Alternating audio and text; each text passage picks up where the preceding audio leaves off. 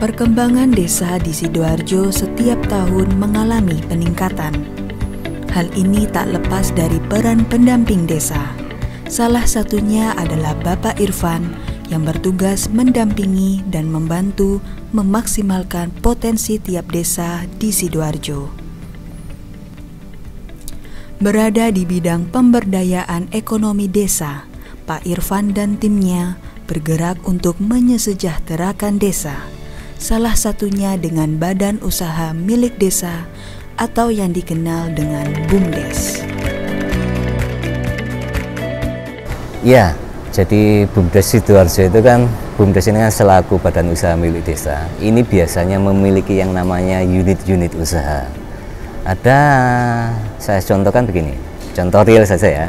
Contoh real di salah satu desa yang ada di Kecamatan Waru ini, kita mumpung sekarang ada di Kecamatan Waru, di salah satu desa di Kecamatan Waru itu ada yang namanya Desa Ngingas. Desa Ngingas ini salah satu unit usaha BUMDesnya ini memproduksi alat pembakar sampah, pemusnah sampah yang ramah lingkungan, Nah ini kebetulan kalau Ngingas ini kan kita kenal sebagai kampung logam. Nah, ini yang menjadi sesuatu yang bisa kita banggakan. Bagaimana pengelola BUMDesnya ini melihat potensi yang ada di desanya. Jadi potensi pengrajin logam ini banyak, pengrajin logamnya banyak. Tetapi terus kemudian ketika banyak pengrajin logam, terus kemudian BUMDes membuat unit usaha. Ini kadang-kadang bingung juga, awal-awal bingung juga menentukan, karena tidak mungkin BUMDes ini harus jenis usahanya itu harus mirip dengan yang ada di masyarakat. Nah ini akan terjadi persaingan malahan nanti. Maka dengan atas inisiatif pengurusnya, akhirnya mereka memilih sebuah unit usaha yang memang belum atau tidak dilakukan oleh kelompok pengrajin yang ada di Desa Ngingas. Jadi mereka unitnya akhirnya bikin produksi usaha mesin pembakar sampah, pemusnah sampah yang ramah lingkungan. Nah di desa yang lain juga ada yang bagaimana memanfaatkan hamparan tanah kas desa, TKD. TKD-nya daripada hanya nganggur ataupun disewakan itu pun tidak seberapa hasil penyewaannya, akhirnya dirubah menjadi semacam agrowisata, menjadi kebun. Kalau di Balongbendo ada yang namanya kebun belimbing. Nah kita bisa menyaksikan di Desa Watesari. Terus ada juga yang namanya kebun kelengkeng, itu ada di Desa Simo Ketawang. Ada juga kebun jambu, nah yang ada di salah satu desa di Kecamatan Tulangan. Nah ini menunjukkan bahwa para pengelola BUMDes ini memiliki kesadaran bagaimana betul-betul memanfaatkan potensinya, Nah, ada juga di salah satu desa, semacam desa di Sidoarjo, khususnya di Desa Sugiwaras. Sugiwaras ini di Kecamatan Candi. Nah, kebetulan di sana ini ada beberapa teman-teman yang ada di desa ini betul-betul ahli terkait dengan bidang IT. Nah akhirnya oleh pengurus BUMDesnya ini dimanfaatkan bagaimana BUMDesnya ini membuat semacam aplikasi-aplikasi. Jadi aplikasi-aplikasi yang bisa digunakan melalui berbasis Android. Nah ini bisa diunduh barangkali oleh teman-teman yang mungkin memerlukan. Jadi ada beberapa aplikasi yang sudah mereka hasilkan. Jadi kayak semacam aplikasi jual beli marketplace. Nah mereka juga bisa membuatnya. Aplikasi bagaimana mencatat jumlah kelahiran, terus kemudian atau secara umum itu data yang dibutuhkan dalam demografi itu, mereka pun juga bisa membuat aplikasi-aplikasi semacam ini. Nah, ini menunjukkan bagaimana sumber daya yang ada di desa kita itu sebenarnya luar biasa. Apalagi yang dihubungkan dengan konteks sumber daya alamnya. Ketika sumber daya alamnya tersedia, daripada tidak terpakai dengan optimal maksimal, maka pengurusnya ini berinisiatif untuk melakukan hal-hal yang berbau pengembangan ekonomi ya, dalam BUMDes tadi. Contohnya ya tadi seperti membuat kebun kelengkeng, membuat kebun belimbing, kebun jambu, ada yang membuat kolam renang juga ada semacam itu. Nah ini sebuah terobosan baru bagi desa. Jadi mungkin paradigma desa lama mungkin ya 20 tahun yang lalu, 30 tahun yang lalu itu mungkin hampir sudah sangat berubah dengan posisi desa sekarang ini. Desa sekarang ini terutama dengan kehadiran BUMDes itu betul-betul bagaimana ingin mendorong desanya agar betul-betul maju melalui BUMDesnya. Nah, di peran-peran inilah kehadiran kami untuk selalu ya bersama mereka, mendampingi mereka, berdiskusi, terus kemudian ngopi bareng lah, bahasa kami itu ngopi bareng, supaya apa ya, tidak terkesan ada saling menggurui. Karena dalam proses ini kami sebenarnya ya cukup banyak belajar dengan kondisi realitas sesungguhnya yang ada di desa itu bagaimana. Dan masyarakat Sidoarjo kita, terutama para pengelola BUMDes ini, saya pikir sudah sangat luar biasa terkait bagaimana melihat potensinya, terus kemudian bagaimana mengembangkan potensinya. Nah ini yang patut mungkin barangkali bagi desa yang lain bisa dicontoh atau bisa dikembangkan potensi-potensi yang serupa, sehingga nanti tiap desa yang ada di Sidoarjo ini nantinya akan berlomba-lomba menjadi desa yang maju, menjadi desa yang mandiri, baik itu maju secara ekonominya, secara infrastrukturnya, maju dalam hal bidang kesehatannya dan lain sebagainya. Kita berharap seperti itu.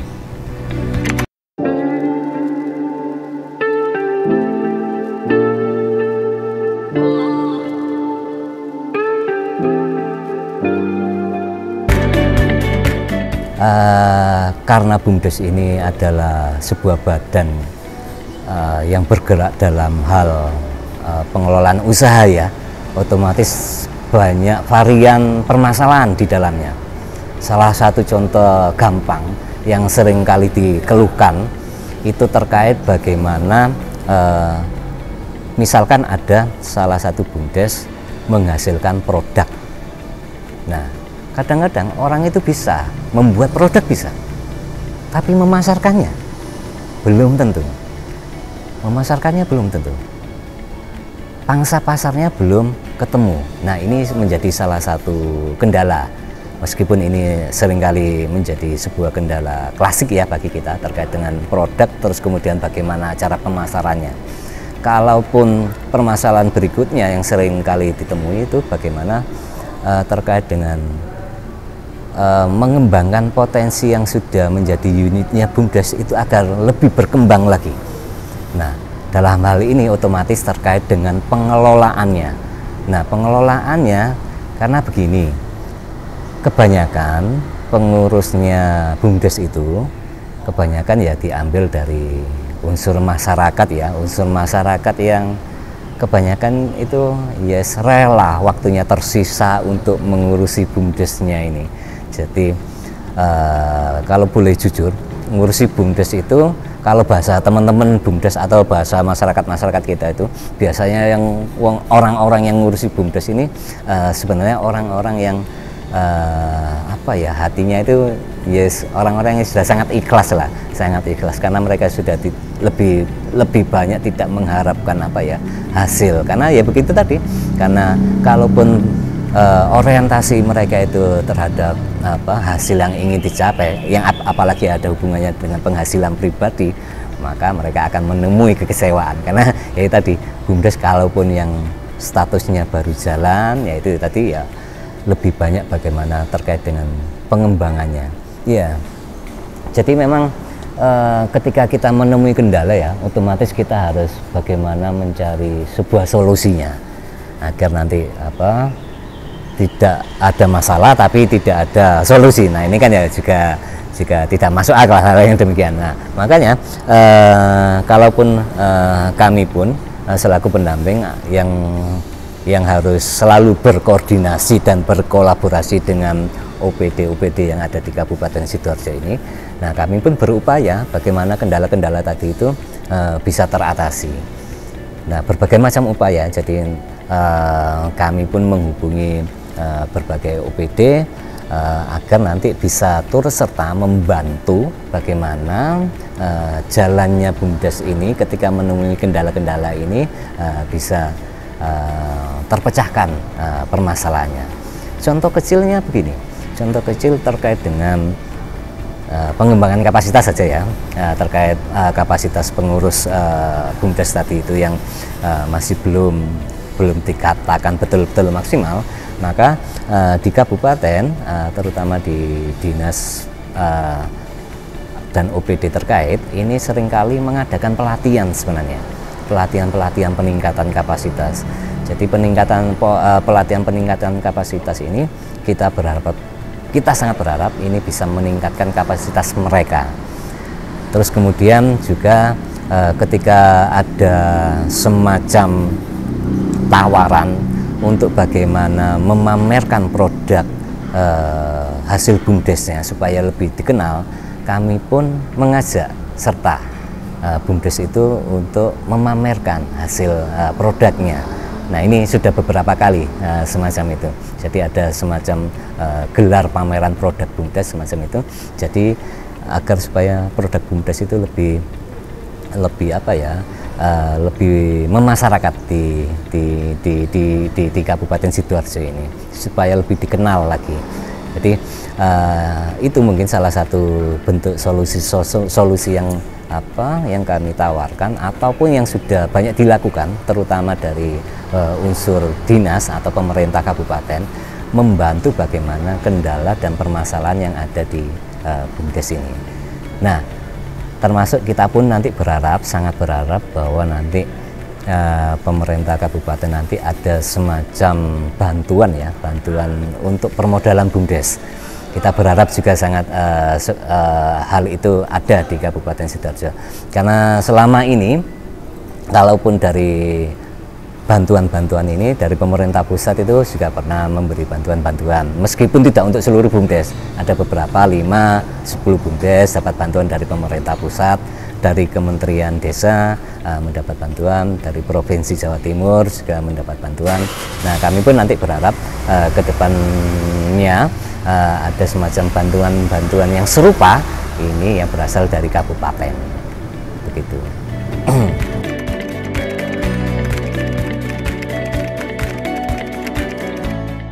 Jadi kalaupun terkait dengan yang namanya perkembangan desa, jadi ada alat ukurnya sebenarnya kita itu.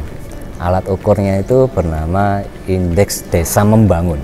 Jadi kualifikasi terkait dengan apa desa itu dikategorikan desa sangat tertinggal, berkembang, terus kemudian menjadi desa mandiri, maju dan mandiri itu.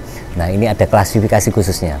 Nah, syukur alhamdulillah kalaupun di Sidoarjo ini sudah hampir tidak ada yang masuk dalam kategori desa yang sangat tertinggal, tidak ada. Kita semuanya sudah mulai beranjak menjadi desa yang berkembang ataupun menjadi desa yang mandiri.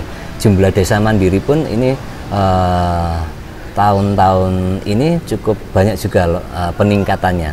Kalaupun di beberapa tahun yang lalu itu mungkin masih 1-2 desa yang dikategorikan menjadi desa mandiri, tapi kita tahun-tahun ini sudah bisa sampai mencapai 30 desa lebih untuk yang bisa dikatakan diklasifikasikan, dikategorikan menjadi desa mandiri ini. Nah, ini perkembangan yang secara tolak ukur yang bisa dipastikan melalui instrumen IDM tadi itu. Nah, ini perkembangannya jelas. Nah, kita berharap bahwa perkembangan desa dari tahun ke tahun ini selalu mengalami peningkatan, terutama dalam hal status-status kemandirian desa. Kita sangat berharap untuk itu, agar desa mandiri di Kabupaten Sidoarjo ini semakin banyak dan semakin semakin memberi manfaat, terutama dengan kemandirian itu akan memberi manfaat tersendiri bagi desa dan masyarakatnya. Demikian.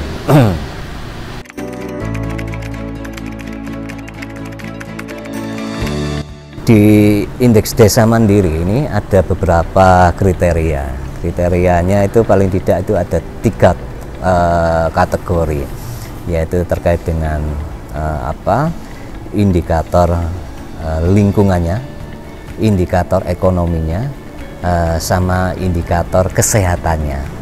Jadi ada IKL, IKS, dan IKE. Itu biasanya di IDM itu ada indikator-indikator itu yang menjadi tolak ukur.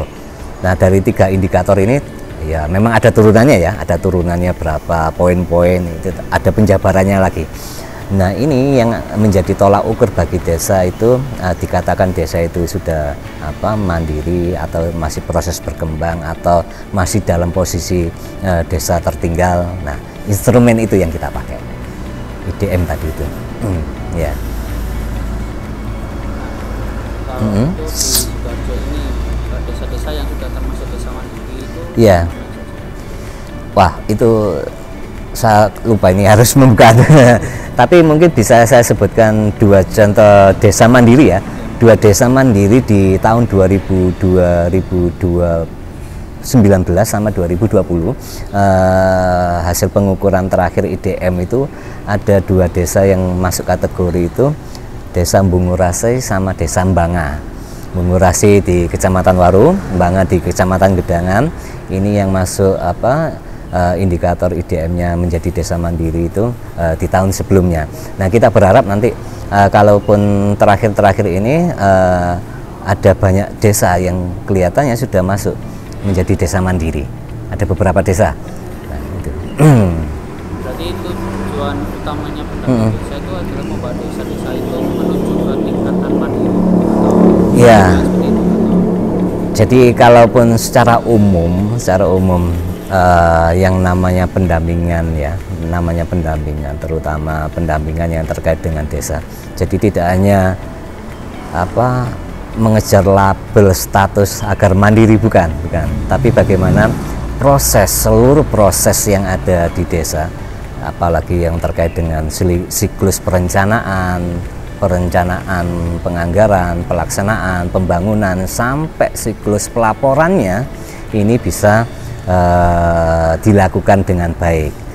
Nah, selain mengawal atau mendampingi kegiatan-kegiatan yang terkait dengan siklus rutin yang ada di desa, pendamping ini sebenarnya lebih bagaimana dalam sisi pemberdayaannya, dalam sisi kemanfaatan dana desa terutama. Nah, di dana desa pada tahun ini memang sedikit berbeda karena memang kita semua mengalami yang namanya pandemi Covid ya. Otomatis karena ada pandemi Covid ini mengakibatkan refocusing anggaran akhirnya. Jadi kalaupun dulu itu anggaran dana desa biasanya itu digunakan untuk bidang pembangunan, bidang pemberdayaan, dan terus kemudian tahun ini ada pandemi Covid, akhirnya ini sebagian besar ada yang dimasukkan untuk anggaran BLT, bantuan langsung tunai (DD). Nah, jadi dana desa digunakan salah satunya untuk itu juga, BLT DD sama penanganan Covid itu sendiri. Jadi memang penggunaan dana desa ini ada semacam prioritas yang ditentukan dari Kementerian Desa terkait dengan prioritas. Nah, kembali lagi terkait dengan apakah itu pendamping itu harus dikatakan pendamping ini berhasil karena desa itu menjadi mandiri, ya tidak hanya sekedar itu, karena dan itu mungkin menjadi sebuah ukuran saja, menjadi sebuah tolak ukur saja, tolak ukur daripada yang namanya IDM. Kalaupun dari masing-masing indikator ini teman-teman bisa memberi semangat kepada desa bagaimana terkait dengan kualitas lingkungan yang ada di desa itu baik, kualitas pelayanan kesehatan yang ada di desa itu baik, kualitas sarana pendidikan yang ada di desa itu baik, kualitas ataupun pemberdayaan ekonomi yang ada di desa itu baik. Nah, secara otomatis ini akan menaikkan mengupgrade kualifikasi desa itu sendiri. Jadi tanpa harus berpatokan pada harus mengejar status mandiri, itu akan tercapai dengan sendirinya. Kalaupun dari sisi tadi itu, sisi pembangunan, sisi pemberdayaan dan lain sebagainya ini bisa dilakukan atau bisa dimanfaatkan seoptimal mungkin. Nah, gitu.